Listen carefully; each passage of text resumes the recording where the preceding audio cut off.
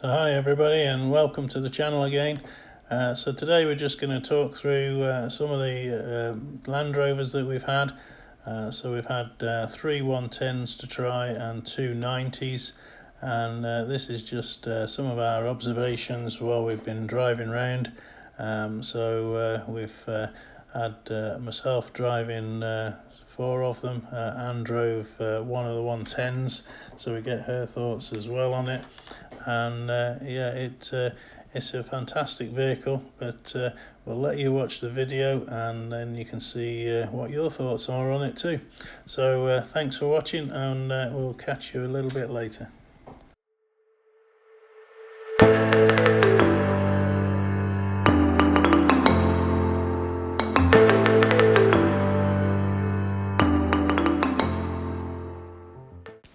So the first one we had was this 110, and it was a very nice vehicle.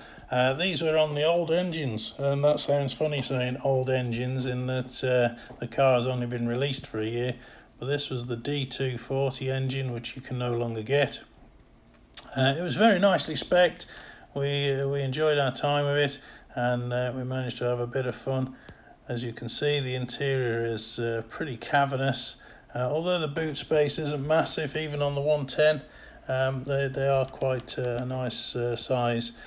So here we are, just having a bit of fun driving through the Ford, and it copes with 900 mils of water, so that it barely on the screen came above the tyres. So just the bottom half of the tyre wall.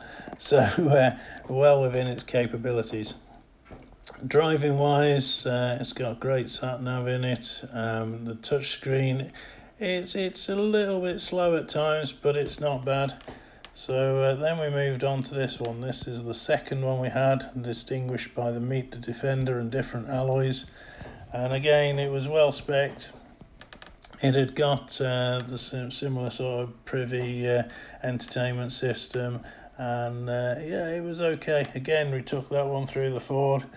Maybe slightly deeper on this day, but still not not anywhere near its 900 millimeters capacity for wading.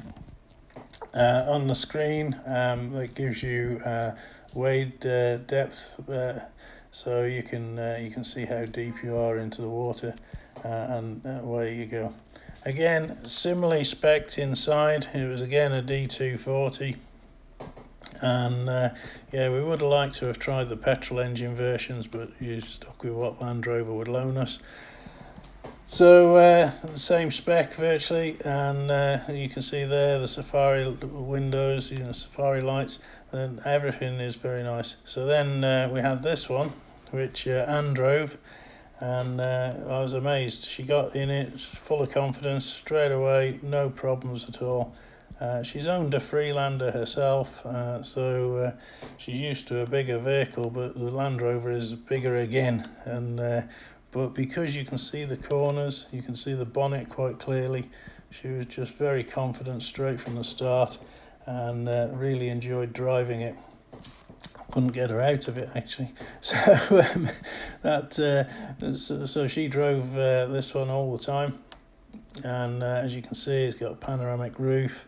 It's got a nice spec on it. It's got the leather and material sort of seats. They're like a woven material.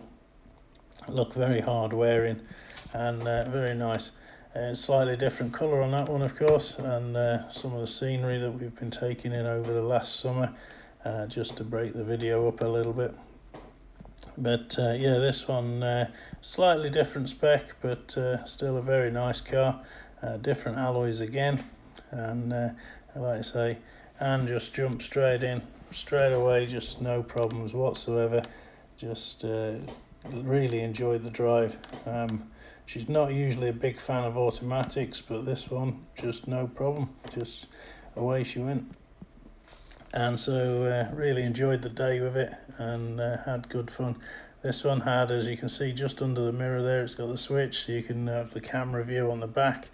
I think pretty much all the ones we tried had that on, and it was a nice looking tool, this one.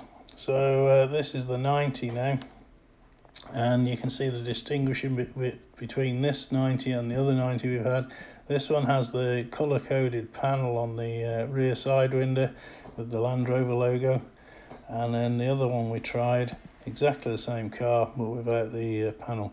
So these are the latest 6-cylinder diesel, 3-litre diesel and 250 rated D250s. So yeah, nice power with these, and I prefer the 90. I found the 110 had a strange anomaly with it, that if you hit bumps, sometimes the rear end would give you a kick, and it kicked you right in the back of the chair. And yeah, I didn't like the ride quality on it so much, but the 90 doesn't have that problem, and yet I would have thought the short wheelbase would have been the one to do that. Again, it's got the safari lights, so your rear passengers can have a good view. This is actually, that shot was actually the 110, but it just shows the point. And yeah, I like the short, stumpy look. They certainly handle really well. Cornering on them is brilliant. This one that hadn't got the side panels, we actually give that a bit of a push, and it really goes and really handles well as well. It was a nice drive. Did a little bit of off-roading with this one and the previous 90, and nothing too extreme, but just a nice gentle drive around some of the reservoirs in South Yorkshire, and it handled everything really easily because it wasn't extreme off-roading. And yeah, but as you can see here on the road, you just pull out, put your foot down, and they fly. It absolutely goes really well. So I'd like to try the D300, see what that's like, but as yet we've only tried the D250s. So that's 5 of them so far that we've tried. 3 110s, 2 90s, and they're all fantastic. Whatever spec you get them in, they are fantastic car. They feel really well put together. The quality is astounding for a Land Rover, and it makes you wonder why you need any of the other cars in the range. The Discovery, more money, but you're not really gaining a lot. You gain a little bit of boot space actually, but not a great deal. The Range Rover, you start paying £100,000 for a vehicle. Do you really want to take it off road? So these seem to make a lot more sense. And smaller stuff in the Land Rover range, well, this knocks them into a cocked hat. So I would say just get a Land Rover and go for the Defender. Depending upon your lifestyle, depending upon your needs, 110 or 90. My personal preference would be the 90, just because it seems to just handle so much better, and the turning circle on it is incredible. So you get into a tight spot and you think you're going to have to shunt to get round. Nothing. No, you don't. It gets straight round it really easily. So where we were up in South Yorkshire, there were some really tight corners, tight junctions that double back on yourself, and we thought, you'd take a shunt at it. I own a Range Rover, I know I'd take a shunt at it there, and nope, straight round in one. So they're really good. The on-road driving dynamics are really good. When we were pushing on really hard, you do get the stability control sort of just kicking in a little bit. If you get a little bit of a hump in the road right in the middle of a corner and you're pushing on, you can feel it grab. So the dynamic stability control actually works, but it is a little bit off-putting when you're driving to feel it grabbing at the wheels. I would prefer it didn't do that, but yeah, it does its job, I suppose. So yeah, it's a fantastic vehicle, and we really enjoyed our time with it. We've got some more Land Rover content to come, all being well, if Land Rover loan us the vehicles, and we'll get that out to you as soon as we've got it in.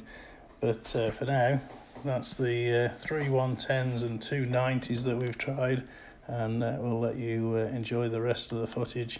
and we'll see you next time. Thanks for watching.